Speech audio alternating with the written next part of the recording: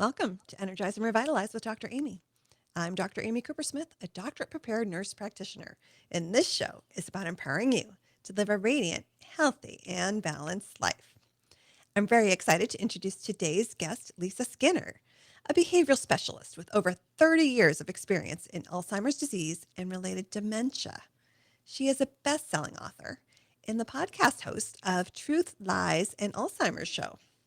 Welcome and thank you so much for being here today.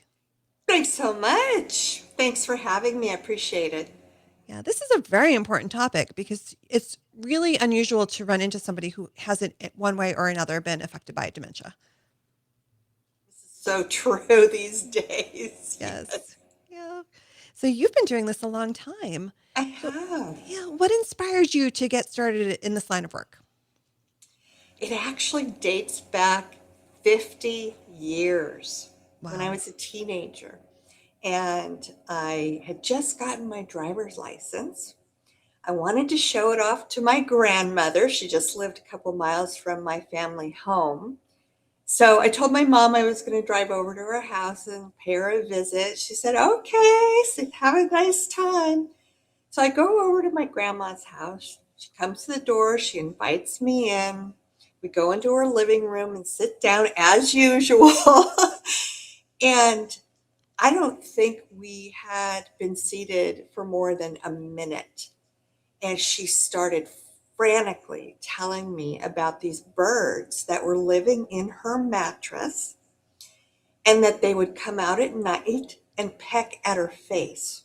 Mm. And she was telling me how terrified she is and she couldn't sleep. And I didn't say anything. But then she points to her floors and asks me if I see all the rats that were running around the room. Oh, look, there they go. They're running across the walls and they're all over the place. And they've been doing this. They're taking over. Didn't say anything. And then the last thing that she told me was that there were these men that were continuously breaking into her home Mm. and they were stealing her jewelry, other private personal possessions, and they were eating all her food and just leaving her stale ends of bread. So I didn't really know what to say or what to do. I was not prepared for this. Last time I had seen my grandmother, she seemed to be perfectly fine. And I came from the generation that we were taught very strictly you don't contradict your elders, Right. you don't argue with them, you don't correct them. So this came out of complete respect for my grandmother, but it wasn't really what I was thinking. I was thinking, these are the most far fetched stories I have ever heard. What is going on here? But out of respect for my grandmother, my response was, oh my goodness, this must be terrible for you. It sounds like you're just terrified. And I want to be able to help you some way so you can sleep again. And so I said, let's go into your bedroom and take a look at the mattress and see if I can see where these birds are getting in and out of. So we did. I didn't see any evidence of anything, of course. But I did say to her, Grandma, I really want to help you. This is a terrible situation that you're in. But can you please show me how they're getting in and out of your mattress? And she's staring at the mattress. And then she turns to me and she looks at me and she said, oh, Lisa, they're there. They're just very, very clever. But Mm. as it turns out, fast forward, and I, you know, chose this as my career profession, is it turns out what I learned is people who live with Alzheimer's disease and related dementia, and they're having these delusions, and that was what I was witnessing with the birds was a false belief or a delusion. The rats were a hallucination, which is also common with dementia. And then, of course, she was displaying paranoia and suspiciousness with the men. Um, that they can become masterful at explaining away the stories that they're telling you. And the truth of the matter is, she believed it 100%. This was her truth. This was her reality. Now, it wasn't congruent with mine, but it was hers. So, as it turns out, I went home. I confronted my mother. I told her the stories. I said, did you know that there was something wrong with grandma? She says, oh, yeah, she's been diagnosed with senile dementia. That's what they called it back then. We didn't even call it Alzheimer's disease. And of course, the connotation with that was craziness.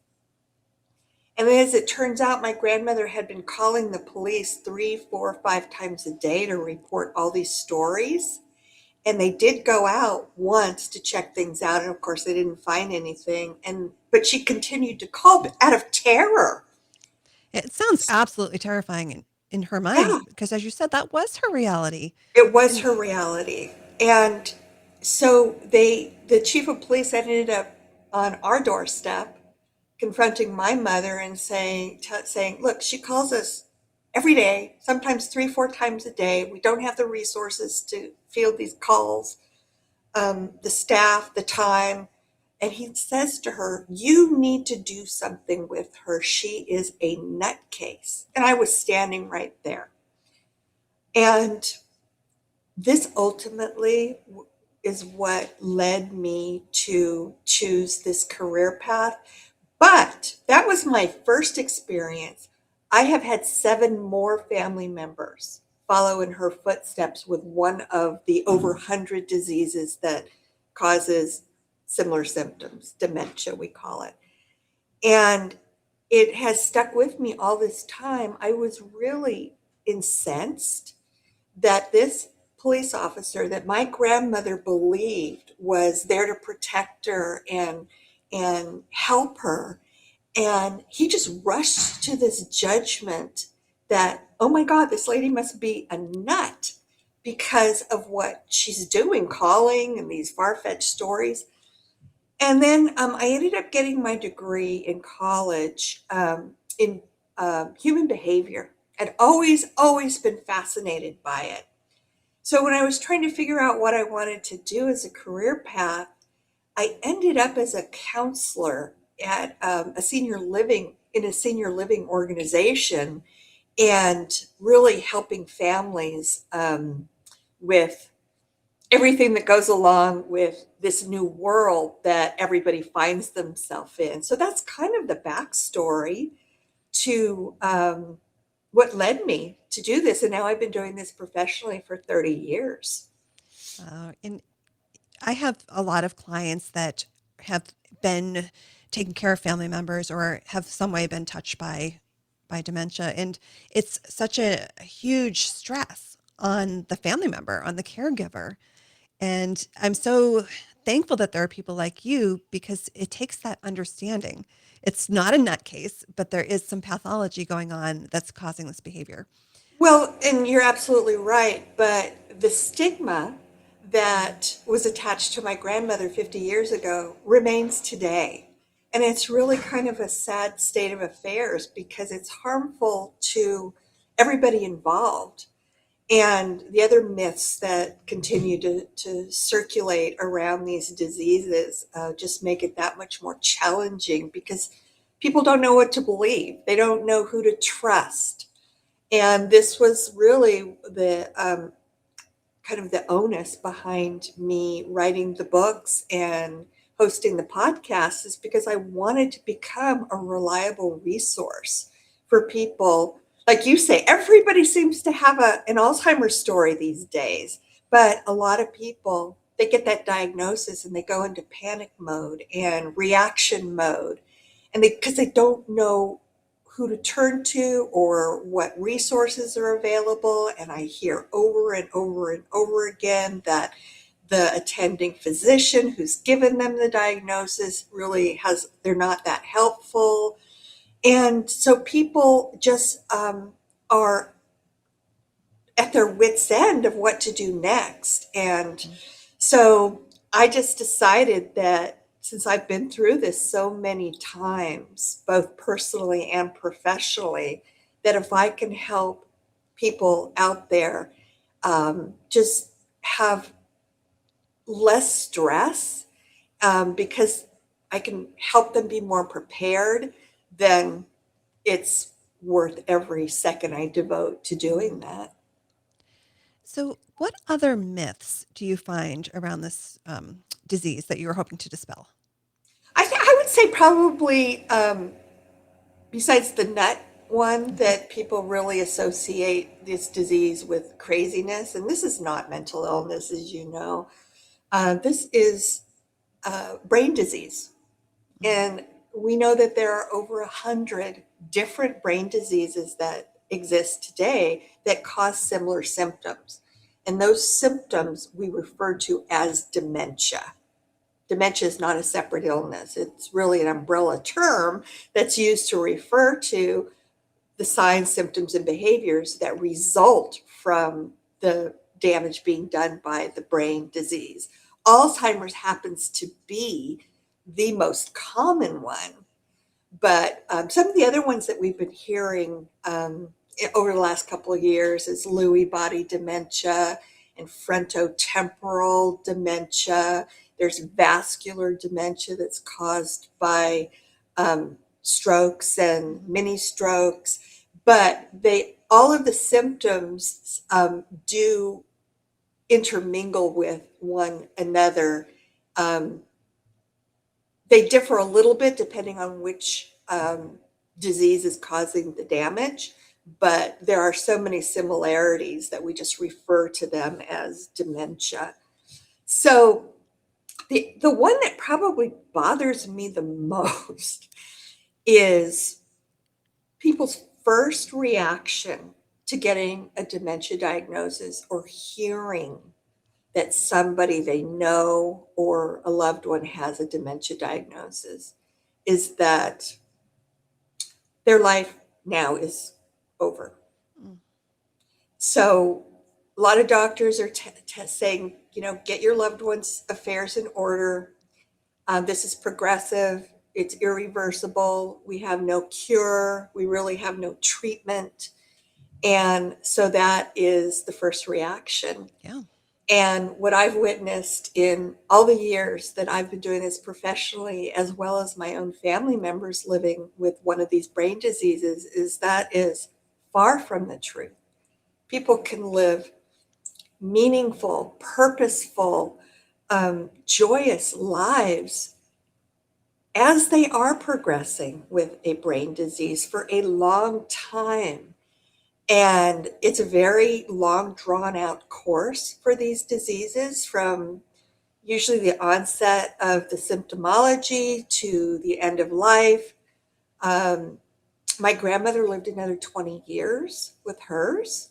So that is a very, very long time for family members and caregivers to be involved in the world that they have now been thrust into and not become completely stressed out and anxious because you lose the ability at some point in the progression of these diseases to communicate with one another.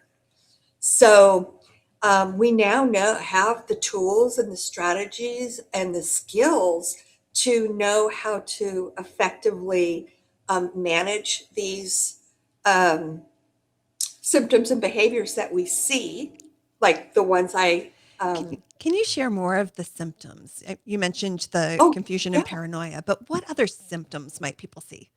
sure. And this is part of the rub, part of the challenge, and what makes the dementia so difficult, because most people, and you might have noticed this too, since you mentioned you have clients who are going through this. In my experience, most people associate Alzheimer's disease, especially with short term memory loss and extreme confusion. I've shared with you four other symptoms and behaviors that show up as a result to the changing brain: the paranoia, the suspiciousness, the hallucinations, the false beliefs or delusions. But we see so many cognitive changes in people as they're progressing through the disease. And keep in mind that everybody does experience these diseases differently, a little bit differently, but there's a lot of overlap and a lot of similarities.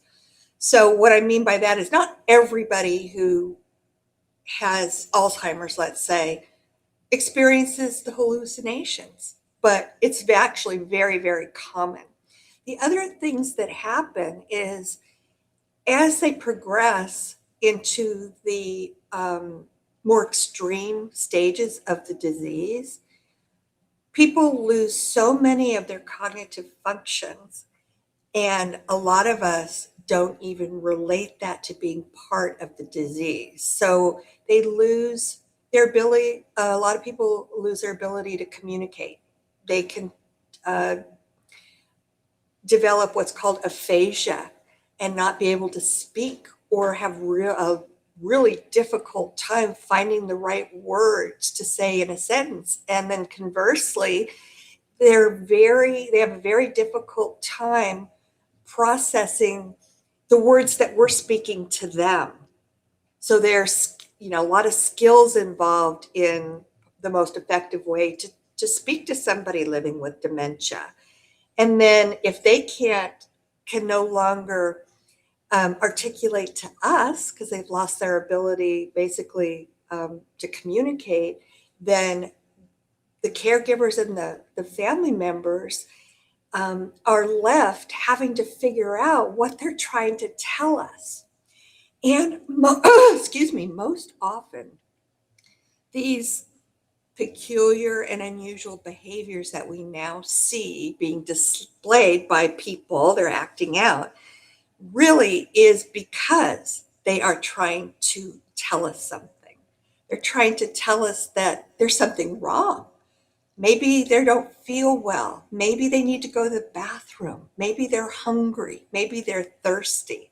So we, as loved ones and caregivers, we have to go through a process of elimination to figure out what it is they're trying to tell us. So complicated. It's very complicated and difficult. But the thing that I have found to be true is you learn after a period of time the different behaviors and what they mean because patterns develop. At first, it's a lot more difficult because you kind of have to go through a huge list of what it is they're really trying to get you to help them with. But then after a while, when you start to see a pattern, then it becomes a little bit easier to figure out, is this the pain behavior? Is this the I'm hungry behavior? Is this the have to find a bathroom behavior? So it does tend to get a little easier, but you have to get to know the patterns. Yes. I'm going to have you hold that thought. We're going to Okay. pause for a break from our sponsor. You're listening to Energize and Revitalize with Dr. Amy. Don't go anywhere. We'll be right back. Welcome back to Energize and Revitalize with Dr. Amy. I'm Dr. Amy Cooper Smith, and my guest today is Lisa Skinner. Before the break, we were talking about dementia, all forms. We talked about symptoms and the unfortunately increasing prevalence of brain-related diseases, including dementia. So we talked about those symptoms. So Lisa, when somebody gets that diagnosis, what's next? Well, as I mentioned in the first part of our conversation, I have witnessed myself and also heard from so many family members and experienced with my own family that doctors really don't receive a lot of training in this area. And as a result of that, they tend to not know how to prepare family members or people who are recently diagnosed with the best next steps, offer them resources and, Right. this is what you can expect. And they just kind of, give them the diagnosis and say, you just better get your loved one's life in order. And they're left hanging like that. So there are several things that I advise people to do if and when they do get that dreadful diagnosis that they don't want to hear. Nobody signs up for this. And what I recommend is learn as much as you can about the progression of the disease. And as we talked about before, Dr. Amy, the complexity of this disease is much more overwhelming than people realize because it impacts so many of our cognitive functions. People who live with dementia forget how to task sequence. In other words, let's take something as simple as brushing your teeth. That's something we were taught as children. And as we're growing, it becomes second nature. We don't even have to think twice about the steps that it takes to go through the brushing your teeth process. People living with dementia may not remember any of the steps or all of the steps. They may go to the bathroom, see the toothbrush, and just stare at it and not know what to do with it next. Or they could pick it up and maybe start one or two of the steps and then put the toothbrush back because they don't remember how to complete the task. This is extremely common. We call it task sequencing. They forget logic. They forget how to stay out of harm's way. If they're out walking, they could step off a curb and not remember to go with the green light or look both ways because they lose that ability to remember how to protect themselves from being hit by a car. So there are so many cognitive functions that that diminish and erode that it causes a lot of challenges for living day-to-day life. So those are all the things that I think family members and caregivers really need to be aware of. And in terms of resources, there are resources out there, but unfortunately, there are not enough resources out there. And I think another part of the challenge that I've seen is knowing how to separate fact from fiction with these myths that we talked about, because I find them to be extremely harmful for people because they don't know if they're true or not true. So you don't know who to believe. The Alzheimer's Association does offer a toll-free 800 number. And anybody can call it 24 hours a day, 7 days a week. And there is a trained person on the other end who will be there available for you to answer any questions or challenges or problems you might be having. As Dr. Amy mentioned, I have been doing a podcast for 2.5 years, I think I have close to 160 episodes. And every single one of my episodes is dedicated to some aspect related to Alzheimer's disease and dementia. And I wanted to provide that as a reliable resource for people who really don't know where to turn. The other thing that people really need to be aware of, and I think it's an important thing to mention, is to have familial conversations, even if you have not gotten a diagnosis of Alzheimer's or dementia, knowing that it will progress, it will get worse. There are no treatments really available that will change the path of the course of the disease, and no cures. There are some medications out there that in some people will delay the progression of the disease, but they don't work on everybody. So, for those that it does work on, and it is temporary, it'll work for a finite period of time, and then it doesn't work anymore, and the disease continues to progress.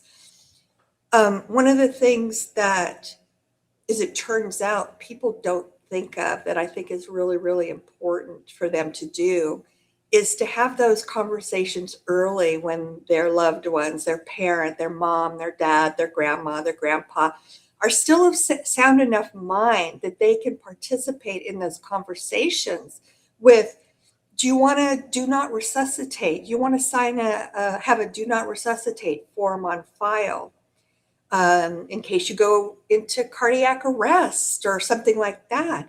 Because I know through experience, adult children struggle with trying to make decisions based on what they think their loved one might have wanted. Even end of life decisions.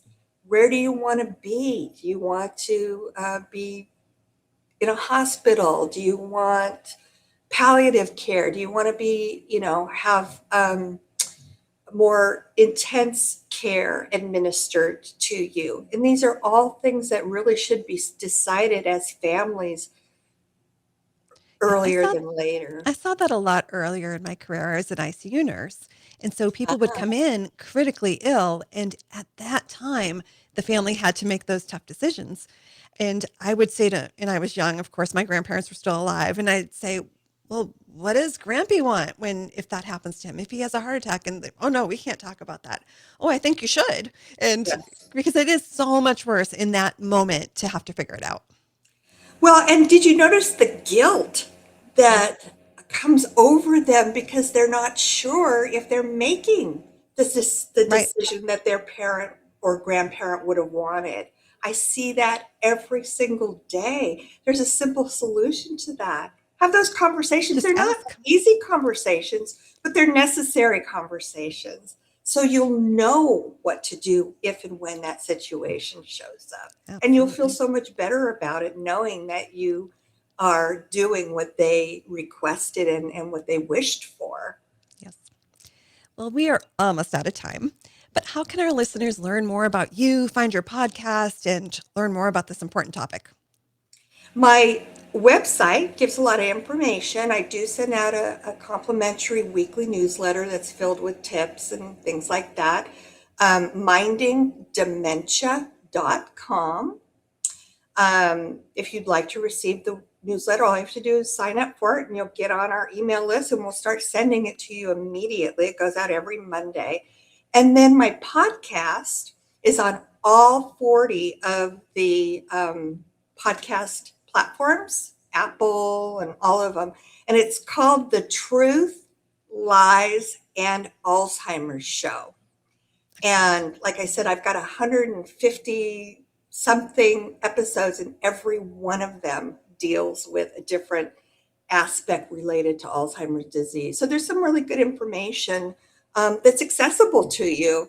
And I do a lot of research. I don't talk about anything without thoroughly researching it or having had experienced it myself, either personally or professionally. Yeah, you have a lot of great information in there. I was checking it out, and Oh, it is thanks. a really good source of information for anyone who wants to learn more. Thank you. Thanks. All right. Thanks to our listeners for tuning in to Energize and Revitalize with Dr. Amy. Are there topics you want to hear about? Send an email to radiantpodcast2025@gmail.com. Check out past episodes on YouTube and also on Apple Podcasts. I'll be back next Saturday morning at 7:30 with more expert insights and practical strategies to help you live a radiant and healthy life. Until then, here's to your best life.